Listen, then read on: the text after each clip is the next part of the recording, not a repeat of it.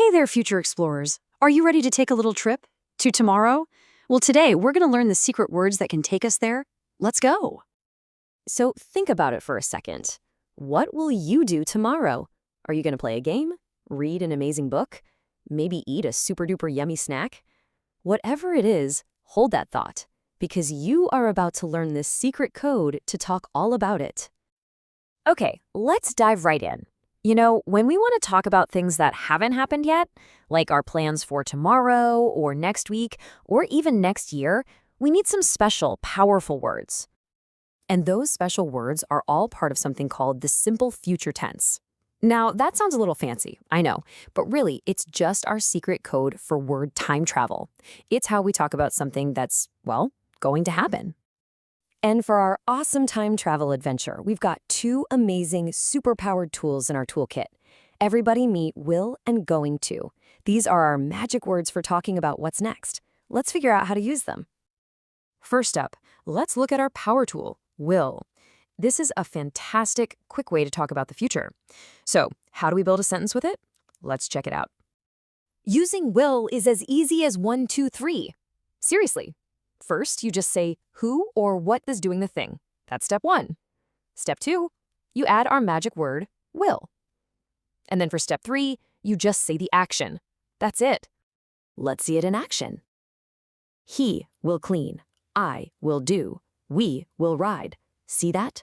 Who, then will, then the action. That simple pattern works every single time. Pretty cool, right? But wait, what if you want to say something won't happen? Well, that's super simple too. You just take our magic word will and add its little partner, not. Put them together and you get will not. Look at this. We will not run. Jane will not quit. You're just saying, nope, not gonna happen. Easy peasy. All right, tool number 1 is officially in our toolkit. Are you ready for our second amazing power tool? Let's check out going to. This is another awesome way to talk about the future. Let's see how it works. Okay, so this one has one extra little step, but don't you worry, it's a fun one. First, you start with your who or what. Then, and this is the new part, you add a special helping word, am, is, or are. After that, it's our magic phrase, going to, and you finish it all off with the action. So, how do you know which helping word to use? Oh, it's like a fun little matching game. I always teams up with am. He, she, or it are best buddies with is, and you, we, or they hang out with are. Let's give it a try. Okay, check these out. For I'd, we use its partner, am. I am going to play. For it, we use is. It is going to be sunny. And since our family is one group, like in it, we use is again. Our family is going to move. You just have to match them up. And saying no with this tool is just as easy. That little word not just pops in for a visit right after its helping word buddy.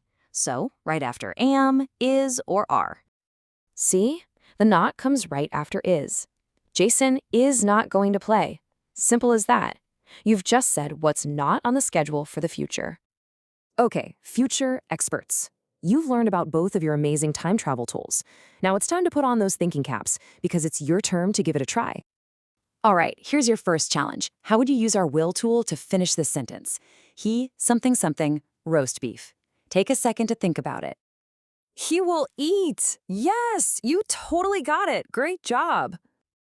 Okay, you're on a roll. Let's try our other tool now. How would you complete this sentence using going to?